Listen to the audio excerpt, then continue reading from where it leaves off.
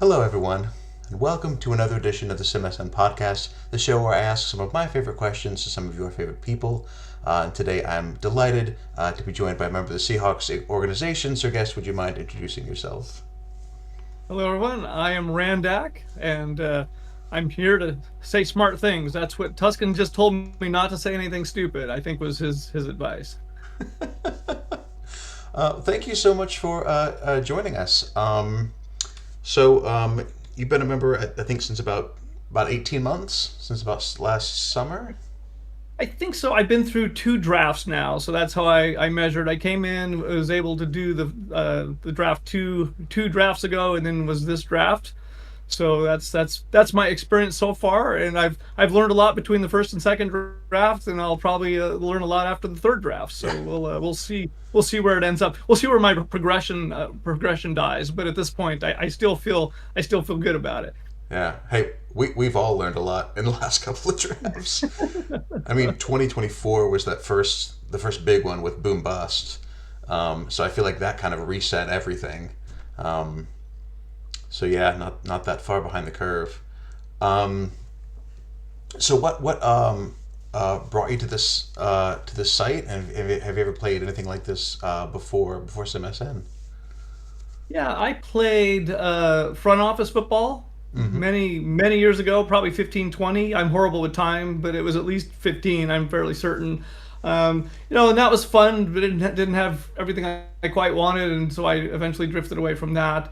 And then Tuscan and I share a game community out here in Seattle, so I'm a game Mm. dev myself, and we were talking about it, and one of my game projects had always been to do a NFL sim with salary cap and the whole deal. And I had written it off as like, this is probably never going to happen because the amount of work is so much that I've got other projects that are lower hanging fruit and I'll do those. So when he was talking about it, and I'm like, this sounds like everything I wanted, like salary cap and draft. And, so I came on board, and now I'm screwing up his life in any way I can. So Awesome. Yeah, I was going back from when you joined, and you got a long list of like game development and other stuff, like game developer, TTRPGs, 4X games. Like this is like your a big part of your wheelhouse. It sounds like. yeah, absolutely. No, I've been developing games since I was a kid. Even before I knew there was formal games out there. No computers in those days for normal humans, but I was making basically war games and board games, and so I've just always done that. I really enjoy the process, and it just, to me, the challenge of making something work and fun at the same time. And how can we create this experience, like what do we want the user to have, like when they walk away, what's the experience we want them to have had, and then kind of getting to that point. So it's an elaborate puzzle, right, of to solve all these pieces. And so yeah, it's great. It's great fun. And for this, it's like, okay, how deep do I want to go into sim NFL, right? Like you could spend your life doing this, and it's like, okay, you want to give enough to be competitive. You want to give enough, especially with teammates, right? Like, Tuscan, I don't want to let Tuscan down, but like, I don't want to be spending 8 hours a day analyzing, stats and stuff. So that's always the balance, especially since I work on my own projects. Like, I want to be working on my own projects, so let's try to make a reasonable amount to make a go of it. And I think that would be my spot as a newer member. Of, if I felt that I couldn't really run a team competitively, at some point I'd have to be like, I can't run this competitively with the amount of time I'm willing to spend. So Hmm. therefore, can I step into a smaller role if I still want to play because I think it's a great community, or do I just say hasta la vista and move on to other things? Yeah, yeah. You don't have to be at the top to enjoy it, but you want to be able to say that you're putting in a decent amount of effort to make it worth what comes back. Yeah, Absolutely, absolutely. absolutely. Man, and when I was a kid, I passed whole summers as a quiet kid with all of the dice that I had taken out of every board game we had, and they were a couple D10 from a, Tom Clancy's Red Storm Rising, and a deck of cards, and just yeah, making any kind of any game I could. And I had a copy of the 1994 NFL Fact and Record book, which had the full schedule Oh in the yeah, back, yep. including where you could like fill in like what the results were. And yeah, just with a few dice, imagination, and sheets of paper, and a lot of free time. Um, yeah, Yeah. I I know didn't it. even have dice. I was living overseas and I was playing, I was seventh grade living overseas. I was playing in chess tournaments and Go tournaments, and I was really good at those games. But even, and I like those games, but to me, they're very sterile because there's no randomness. I Mm, make a move, I know the outcome, right? So I was getting bored with those games, and I'm like, man, what if like you had this thing with odds, and you took, and then once again, I didn't know there was formal war games out there. There were at the time, but mhm. I didn't know that. And I'm like, so I had a Go board, and I got seashells, and those were armored units, and the stones were infantry units. And I didn't have dice, so I had juicy fruit wrappers. I wrote combat results on, put them in a hat, and shook them up. You know, Oh my and gosh. so I just started making games, and then I got back to the States and got dice. And I have a baseball sim, by the way, that you roll. I only had six-sided dice. I figured out all the odds based on how many six-sided dice you rolled and what the results were for the pitcher versus the batter versus the and I hand calculated all of those. I mean, I just hand calculated everything, and so I'm not saying I'm particularly smart at this stuff, but I'm definitely diligent on plowing forward and getting the job done. So. Oh man, I hear you. I hear you 100%. Isn't it wild then to like think like you're the only person in the world that does this, and then you find, oh wait, like I wasn't alone. There are people who've put even more time and energy and thought into Well, this. yeah, I had a friend when I moved back who showed me Avalon Hill was the game company at the time, Mm. that made the big fans. And I remember the first game, it was 1776, the American Revolution. Sorry to my Brit friends out here, we won. But he showed me, and it was like the maps and the rule book and counters, and I was like Nirvana. I mean, literally, it was like I've been trying to create this, and here it is, people doing this. And so I went out and bought the Third Reich and Tobruk, and just like I have tons of those games. I still have them all. They're not in the best shape in the world, but it was just, it's fun. And I think like this community, a bunch of people who share a passion for something, not only playing the game, but that community of the, talking smack and having some fun, and some of the players that, show up all the time and stuff. And that's where I'm still kind of getting my feet wet too.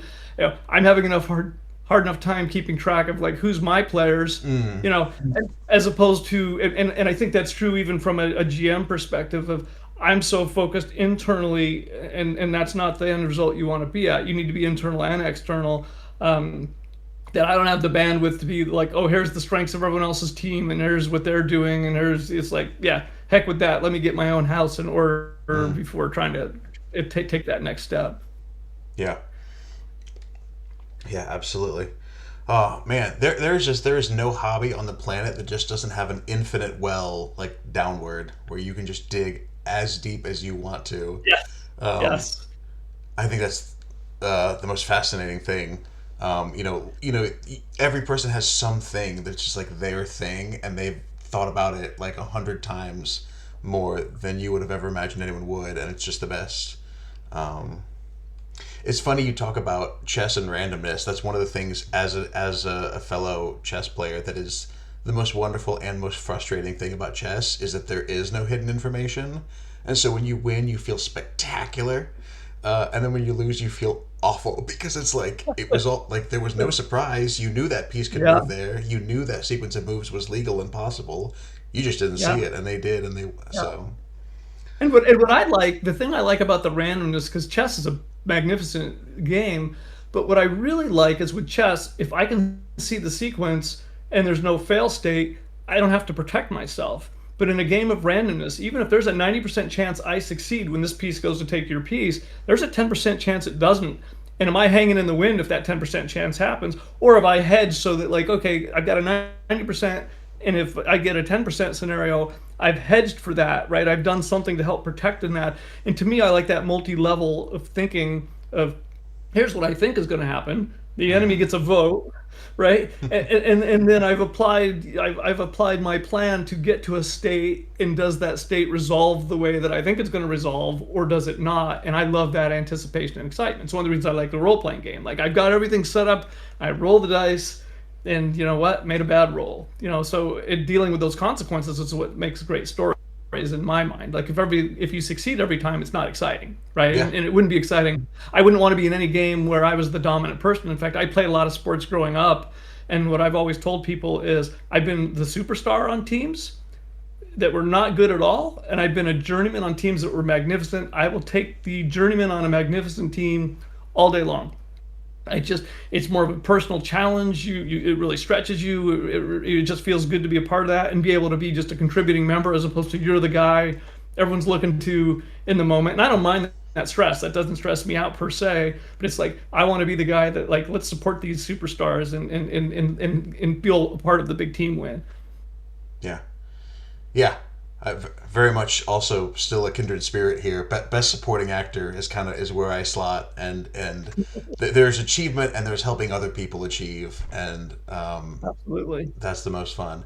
And that's been one of the most exciting things about this site, dipping my toes into kind of that whatever job I had before, the commissioner job, and now officially admin, is trying to build around something and add little bits here and there and make this environment that 70, 80, 100 people can play and experience.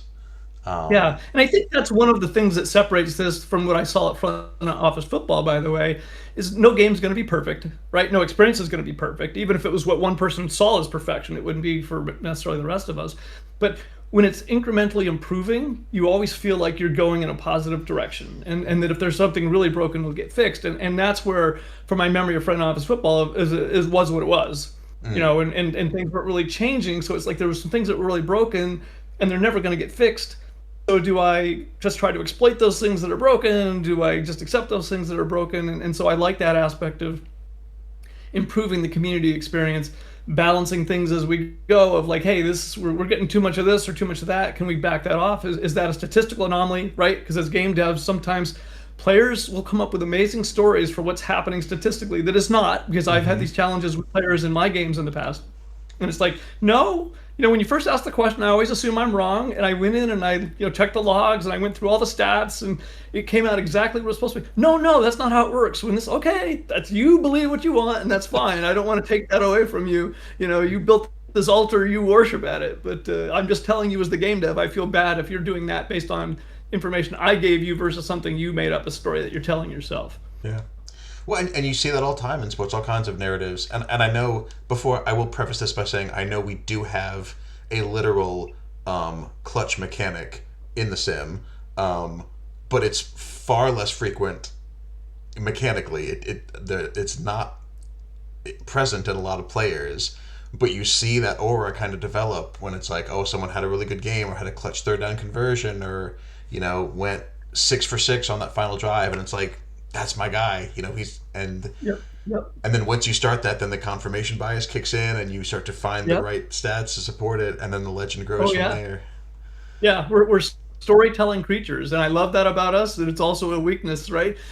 And I wouldn't take it away, certainly. No. But yeah, once we've told ourselves a story, it's really hard to break ourselves out of that story. And but well, we're playing with pixels here, right? And yet people have built stories around players, and I do think it's marvelous. I think one of my things as a creative is to give your users a playing field where they can be creative. Even if you're the most creative guy in the room, you cannot be as creative as the crowd, right? This group of people coming up with something together. So I love that aspect of even this community of some of the players, and we make the jokes about our the fullback. When I came in and we had Chunky Monroe, and I said Tuscan, like, why do we have this fullback? Like, this guy is worthless, And he's like, yeah, it's kind of a 7th round meme pick, But so I've had as much fun with that as I can, and I think that makes it all fun, right? We're trying to win. I'm trying to win. Yeah, I don't play a game unless I'm going to try to win, but at the end of the day, the real experience is about having fun and an enjoyable experience. So, Yeah. Yeah, realism is my number 2 goal, but fun is always number 1. It's got to be yes. fun, and as long as we're doing that, we're doing something right. Do you have obviously we talked about Chunky. Do you have any other favorite players or storylines from Seattle or anywhere else in the league that you're following or that you're learning about?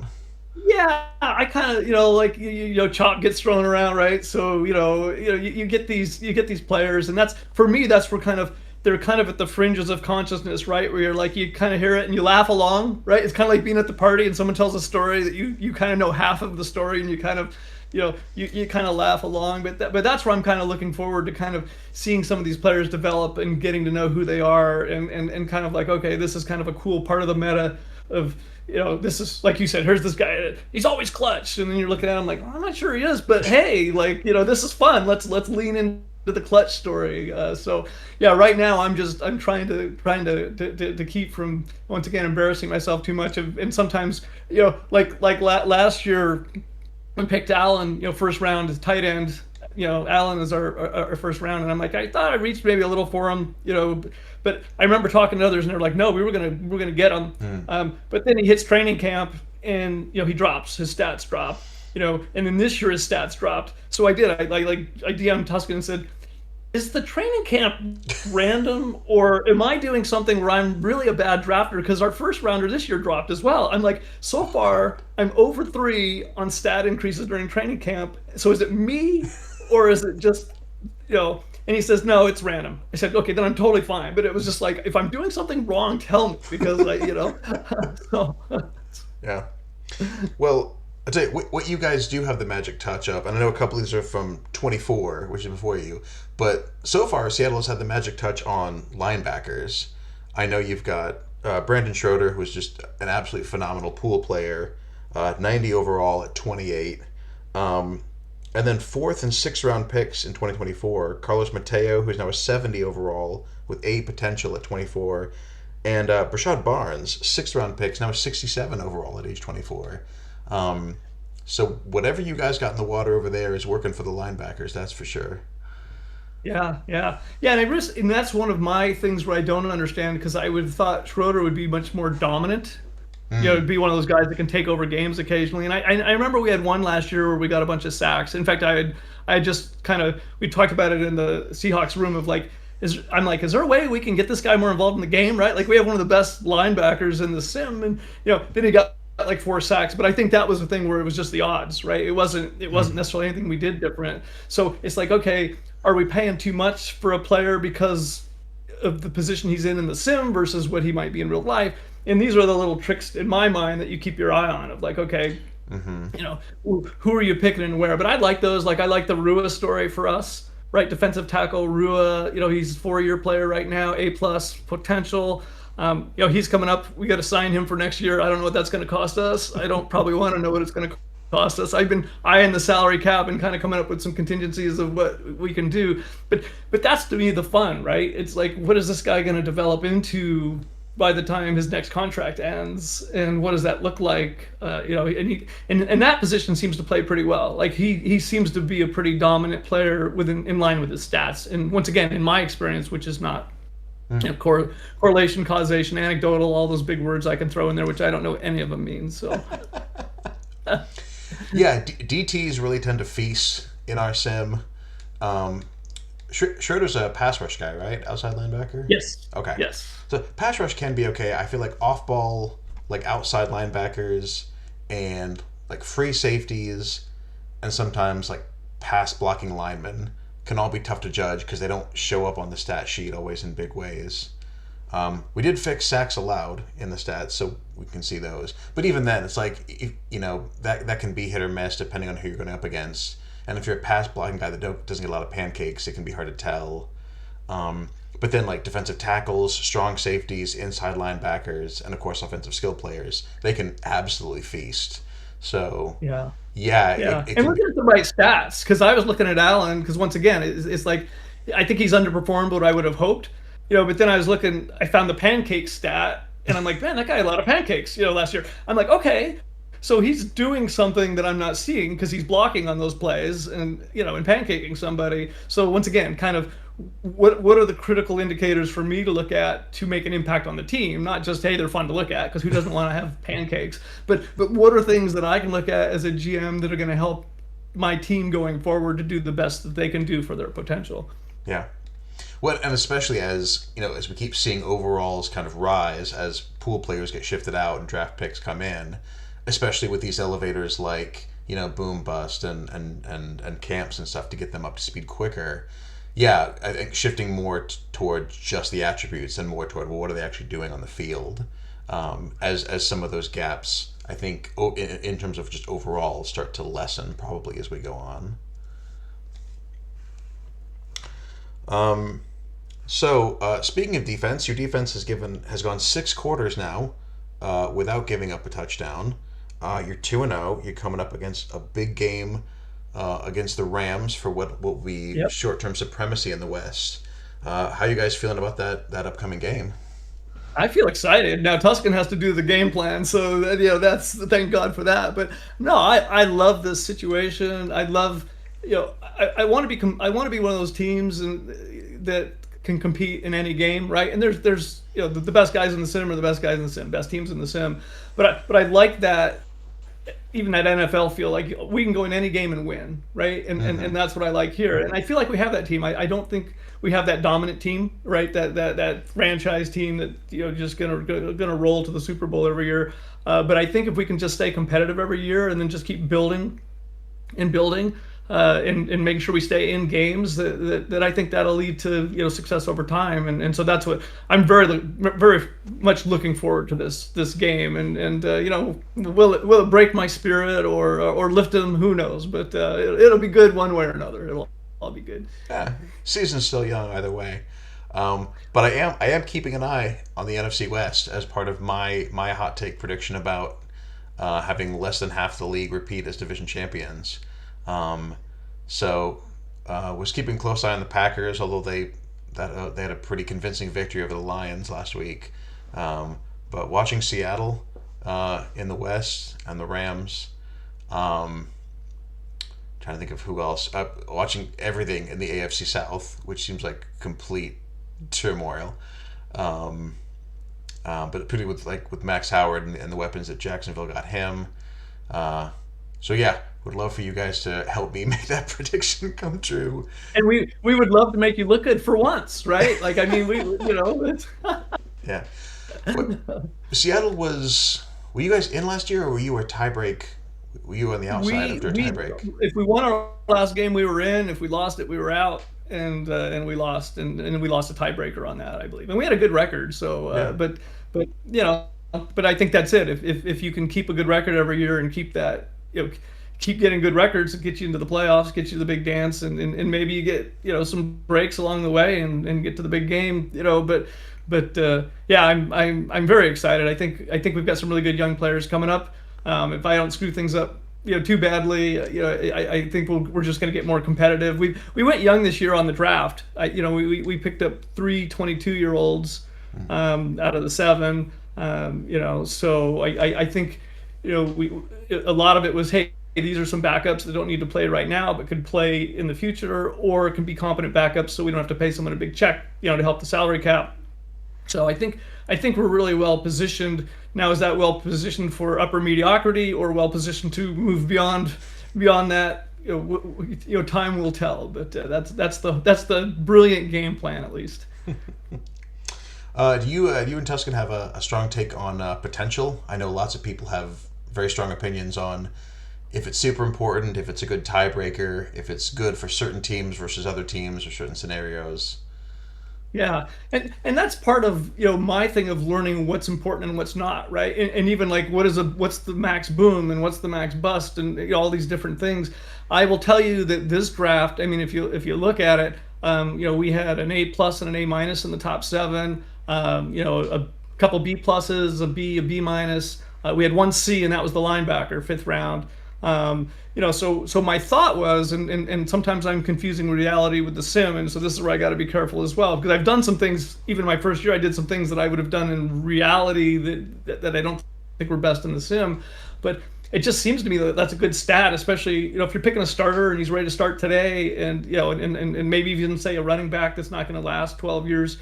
Maybe it's not as important, but for a young guy, especially a 22-year-old with an A potential, give him a few seasons behind the big boys up front, and and turn them into something. So that's my thought. But Yeah. once again, it's not based on any brilliant analysis or anything. I've been taking statistics for like a couple years of playing now and got some spreadsheets and some things. But right now it's just a bunch of data rather than information. And so eventually maybe I'll turn it into something that makes me sound smart at some point. Yeah, and we have progression files if those can ever help you out. That are all public from past years. So I if did you're not know that. So if you're missing yeah. anything, we'll connect after this, and I can get you in touch with that. It might be missing guys who get drafted but don't have their overalls revealed. It's only letters. We won't have those. But pretty much everyone you should be able to look up, and at least for the last 3 or 4 years, be able to see their overalls change. Because that's all because it's all on rosters. I try to compile that for people, just as a courtesy because it's public information, um, Yeah. and it's fun to see. It's fun to see who goes up and who goes down and when. Um, Exciting. there, Well, it there, makes the league stronger, right? yeah, Because I think the more information, like you walk, like in the NFL, you're going to have whole teams of people who are experts on different things. Right here, we got day jobs or whatever, and I think it would be cool to come in and like, hey, here's a bunch of information for everyone's use to kind of hmm help you get your mind wrapped around this stuff and kind of I want like I said I'd love to just see a hyper competitive league where anyone can go every year everyone's got a shot at the playoffs every year and so the easier we make that for someone coming in as an owner or a GM or whatever like hey I don't have to spend 6 hours doing this I can spend a half hour kind of going through some spreadsheets and figuring some things out and then going forward. yeah, yeah. Which is why I love seeing people in the mentor help channel. I love that people getting quick responses and feeling free to ask, hey, is this a thing we know? And if we don't know, we can find out. And Yeah, and what I um, like about that too, because I've seen some people that they seem very experienced to me, so I'm wrong a lot, but they'll ask some question that seems pretty basic that I don't know the answer to it. It'll be like about a progression or something, and I'm like, ooh, what's the answer? And I'm like, oh, well, if they didn't know that, I don't feel so bad about not knowing it. So that kind of makes me feel good, because it's like, okay, other people have these same questions, and so yeah, absolutely. Um, let's see. I was trying to think about. Oh yeah, we were talking about potential. I mean, certainly not bad to have high potential. It's more like the trade off of, when do you get the high 60s guy who has a D plus, and when do you go for the 59 or the 60 that has the A, and what the trade off is there. And I've flip flopped on that already a couple times in 4 years. Um, but then, as you say, like other stuff is changing too. We're adding mechanics, we're adding camps, and so it's the baseline is always moving. Um, yeah, and that's why to me build a solid team, right? Because I think as a coach or technically I'm a coach against a GM, but for me to go in and say, hey, here's what the Sim NFL code is doing right now, and I'm going to build a whole roster around that. Like first of all, it feels icky, just for me it wouldn't, but and I would understand doing it, right? So I wouldn't criticize someone for doing that because you're playing a game. But to me, it's like if you build a solid team, no matter what changes with the rules or the mechanics or how things are implemented, you have a solid team. mm, And so you don't have to try to shift like, hey, we were focusing on this type of player because that was the dominant player in the sim, and now they're not, and so now we're trying to get rid of all those guys in taking dead cap hits and all this, and so that I just that's part of my enjoyment of like I don't want to get too far into the you tweak this 27 ways and then this magic thing happens. And so I want to build a solid team that like what's our defensive line look like? What do we got behind them? Are we running zone or are we running man to man? How are we going to implement that? And once again, I'm not implementing game plans, but I'm trying to put the players in place to have that consistent package of there's not an obvious spot to attack us and on offense there's not a place you can just shut us down as a team, and that's the brilliant plan once again, but we'll see how it executes, but yeah, no, it's solid strategy. As a pro guy, do you follow the college sim a lot, or is it mostly around draft time where you not at kind of learn? all. Yeah. Yeah, yeah, and that's where I feel a little like am I slacking here a little because in real life I follow the NFL and I don't follow college. I did go to the University of Washington, so the Huskies I'll get stuck watching a game once in a while because once I start it's hard to stop. But it's like, man, should I be following college? Should I be watching these? They're talking about three-star guy doing this and doing that, and it's like, okay, I have no idea how that works. And once again, I'm trying to fix my own little corner of the universe before expanding out. But I'd probably never move beyond the NFL as an active participant. But is there a value I can get that makes it worth the time of if I follow college X amount, that'll give me an incremental advantage that'll make it worth in the sim. So that'll be one of the things, and I have no idea whether that is true or not. So something I'll have to explore at some point. And it's fun following the college. I mean, it's fun kind of hearing some of the once again some of the stories and stuff. But I really have no idea what's going on down there. It's just it's all magic. And then a few guys float up and we draft them, and so. Yeah, I mean, there might be something to the extent of like, oh, people talk about that ranked teams or whatever are like, oh yeah, this upcoming class for this position is going to be real good, or this one seems kind of thin. But even then, like, boom bust can change things, and combine results will come out and change narratives, and it's also probably a good thing to not get married to a certain prospect. You're like, I have to have this guy because of XYZ, and then miss the forest for the trees, as it were. Yeah. Yeah. Um, Yeah, and that's what I'm kind of developing too as far as draft. It's like, do you take best player available? Do you take best player at a position you need? Right. So some of these questions and once again, I felt like this year was a lot of drafting a bunch of backups, that mhm. could be starters. Some of them will hopefully be starters. But is that a smart philosophy? Is it not a smart philosophy? Like Figueroa in the second round was, I think, best player available and something that'll be very helpful for us, down the road. But where's that balance, and what do we stand for as a team, as far as philosophy? And Tuscan and I don't talk about this as much as we probably should. He's very kind of just letting me kind of run amok, and do things, and I do bounce things off him and try to get his. But he's, like I said, he's been very, if you're screwing up too bad, I'll tell you. Otherwise, just keep doing what you're doing. So it's, Yeah, yeah. Man's got a lot on his plate, to be sure.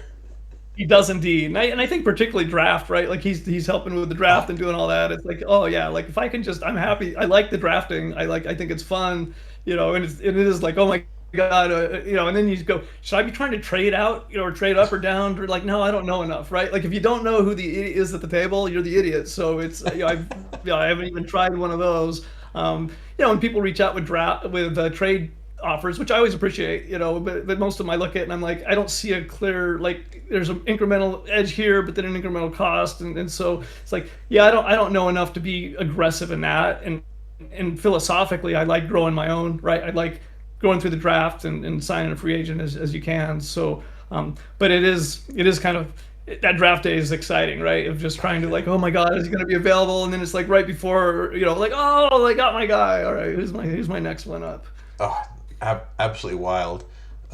Especially, yeah, like the live reactions, especially in the first round when, like, someone goes and you hear just a bunch of people who are on the broadcast, like, oh, there he goes, Yep, there he yep. went. Oh man, it's funny you talk about Figueroa. I think I had a mid-season mock draft that year, or maybe my earliest mock draft, where he was like I think I mocked him number one to somebody, Figueroa as a tackle. And it's wild to see, pre-draft where guys go, and then combine comes out and everything shifts, but then they get Yeah, drafted, and yeah, then like Figueroa, or like Donald Dingus was another that he was super high up, still got drafted in the first, but in like the middle rounds, and now has like four interceptions in 2 games. Um, but and that's what the pros are about, right? Like stocks rise and fall, and the yeah. guys show up, and And that's where you're not sure, because that's where, if you understood, like, I don't have a good feel for what everyone else needs. So if, like, hey, like, could I trade down, like even our first rounder, Ricky Marte? It's like, could I trade down a few spots and still get him? Like, Mhm. he's not the highest rated defensive end. He's the highest rated run stopping defensive end, though, and he's got the, A plus potential. So, but I just don't know. Like, okay, I know who's picking before me, but are they looking for a defensive end or not, right? And so, that's a weakness in my game right now, of draft day, knowing that, okay, that those teams don't need a defensive end. They're probably not going to pick them. Can I trade down 4 spots and still pick them up and get some draft capital? Once again, that's advanced stuff. I'm still at the 101 of not peeing my pants during drafts. So, we'll see where this goes eventually. Hey, again, with two under your belt, there's the most experience of us have five. So yeah, you're not far behind the curve. That's, And I know podcast viewers will be tired of me saying this. I feel like every week, but NFL is for the life cycle of an NFL player, especially in sim where they tend to have longer careers. I mean, NFL sim is still very very new, in terms of getting to like a steady state where right. Right. guys come in, guys come out. The ebbs and flows are in the same spot. Like we still see overalls in general going up. We still certain positions, especially like quarterback with that long prime age, that's gonna play out over a long, long time. Yeah. Yeah. I mean, the oldest drafted players from the boom bust era are 24, so there's all kinds of time for Yeah. for Well, and I multi didn't know, and I superstars. still like. As players get older, does their endurance, decrease? Do injuries decrease endurance? Right? Like are there things that kind of keep this creep from generally going in upward direction? Like a player gets hurt a couple times, and then suddenly, yeah, he's a 6 year player, but he's not playing the same he was as a rookie because it's done. Or he's on a snap count now. Like you can throw him in. He's a DE. You're going to throw him in 10 times a game on third down and long, but he can't be out there for half the game because he's going to be blown. So those are the kind of things I don't know when I'm looking at even some of these players. Like, is this injury thing? Injury itself right away I understand, but some of those other factors is like, how important is this really? Don't know, but we'll figure it out. Yeah, and again, it might be something's very simple now, but then in 2 years we're like, it always wanted injuries to have like a more long term effect, and then that Yep. gets tweaked and added. Because there's always a list. There was a list for 26 that we got through, and now we're starting the list for 27 and looking at Yeah. what can And we. it does look great. Like I said, I'm enjoying it. Like, I think it's really well done. I'm amazed. I'm glad I didn't try to do it. Based on seeing what this looks like. And it's good enough to be fun, which is the critical thing. Hmm. Because at the end of the day, it is about having fun. And then like, okay, and then there's going to be tweaks, and there's going to be a punch list that'll never get finished. But the fact is, here's the parts that hurt the most, right? Here's our biggest pain points, and if those get addressed, you're taking care of the roughest spots Yeah. that keep people happy. So And there's a certain level of to your point of patterns and predictability, but uncertainty and randomness that you want. I remember, shortly after joining this site, joining another site where it was players. You would create a player to join the league and get drafted onto a team, and that league was fun for a while. But it was very much like, oh, where do I spend my points? How do I develop my players? And they were like, oh, what position are you? Okay, do. Like right, here is your development. Here is the optimal path. So do your job, level up, and then we'll hope for the best. And I was like, oh, okay. And I did that yeah, because I wanted my player to be good, but there was no aspect of like, well, would you rather be this or that or what kind of. It was just, well, no, get as many points as you can and put them in this order, and that's how you'll get yeah, that's how you'll develop most optimally. And yeah, very quickly, I was like, oh, that's far less interesting to me than having any kind of yeah. personal choice. What and I love your training camp implementation, right?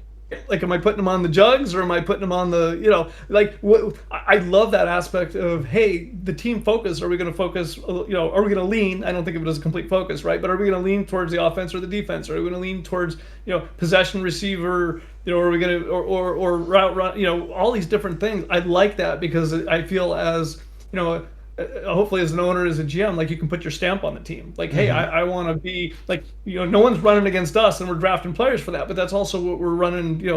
Our focus is when we're running our training camps and during practices, is no one runs against us. You may beat us in the air, and I love that aspect because it creates differences too. When I joined front office football, I looked at a lot of the teams were doing similar things. And I said, well, if they're doing similar things, they're looking for the same kind of archetype players. So I'm going to do the opposite thing of that. That's still a viable team, and that'll keep my salary cap down and get me really good players. And it actually worked really well.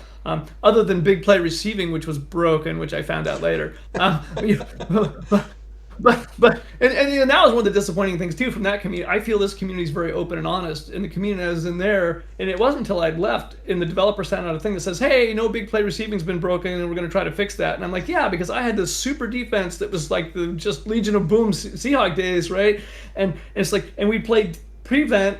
And we'd get beat for like an 87-yard pass, and it happens once, and you're like, yeah, it happens, right? Like, no Hmm. matter how, but it can't. I'm like, what is going on here? And then later it's like, oh yeah, no one bothered to tell me that that was broke, right? So of all the questions you ask and all the, and I'm like, that's BS, right? Mm. That's We're here trying to play a game. I want to be competitive. I want to help. I don't know enough to be teaching people, because I wouldn't want to ruin them like that.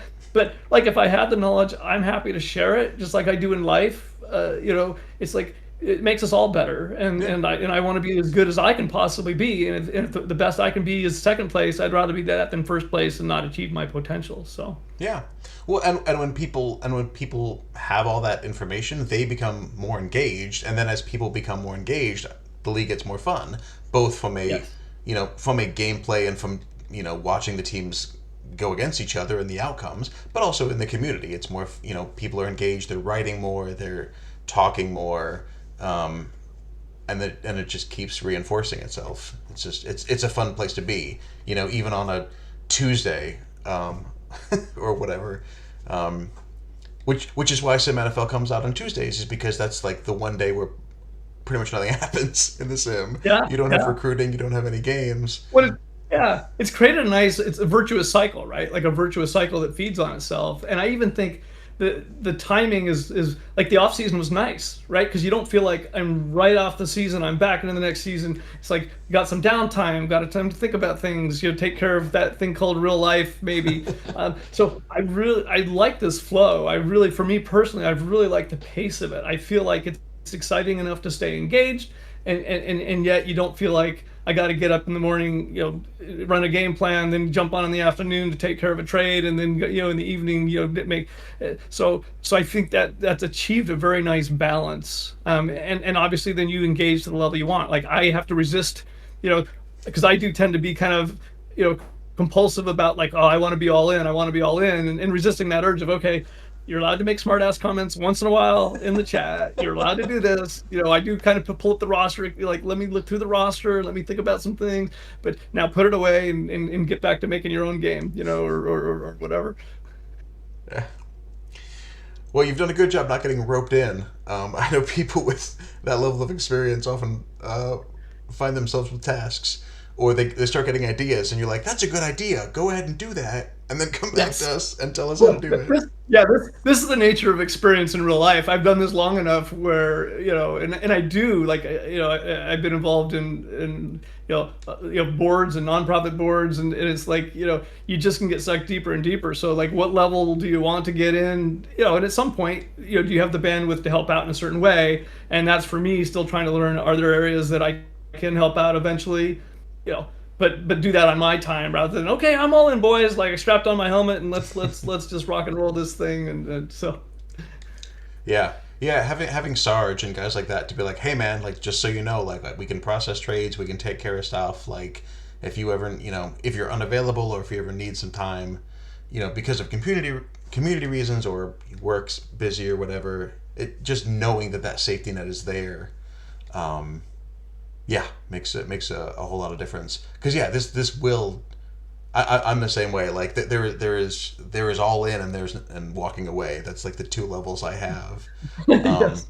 and I've told people before, I have like a cycle where I'm usually like 70% in like some kind of good balance, and then there's about a 20% where I'm just hyper fixated and I'm just constantly thinking about and trying to develop, which inevitably leads to like a 10% like mini burnout where I'm like, oh God, oh, what have I done?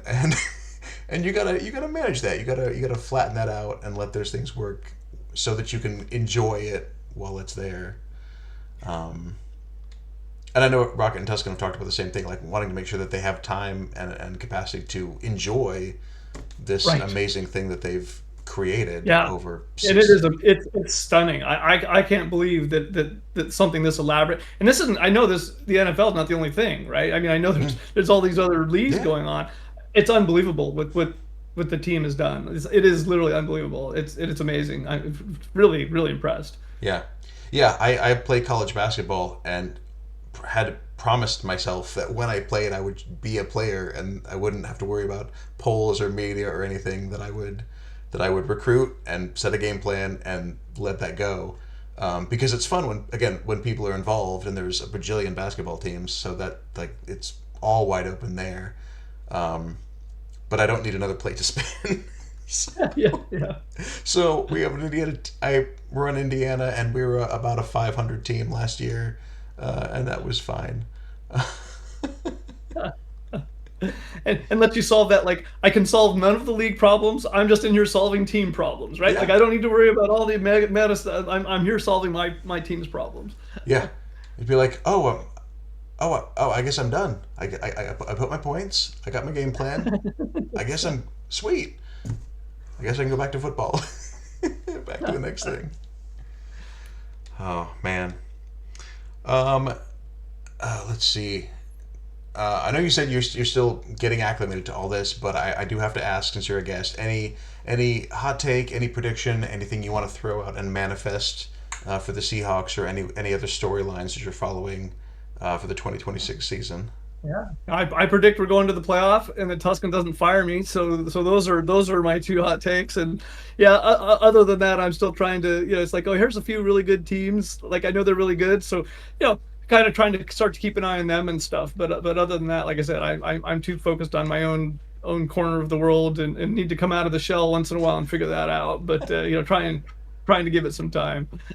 Awesome. Um, well, feel free to interrupt me if you have any final thoughts or anything we didn't get to that you want to share. But Randak, thank you so much for coming on the pod. This has been just a delightful conversation. So glad you're part of our community, and thanks for taking the time to talk with me today. Yeah, no, thanks for having me. Like, it's wonderful. It's been an amazing experience, and I'm looking forward to many more seasons. So hopefully this doesn't go anywhere, and I'll learn some things. So maybe in some future date I'll share some of my my wise things that I've learned from getting beaten over the head enough times. Which it takes a lot of times, but eventually it does happen. So Yeah. Awesome. Well, thanks again so much. Thank you again to all of our listeners. Hope you enjoyed this episode of the SimSN podcast. And we will be taking next week off for American Thanksgiving. But we will be back in December with more episodes and new guests. So, thank you all so much.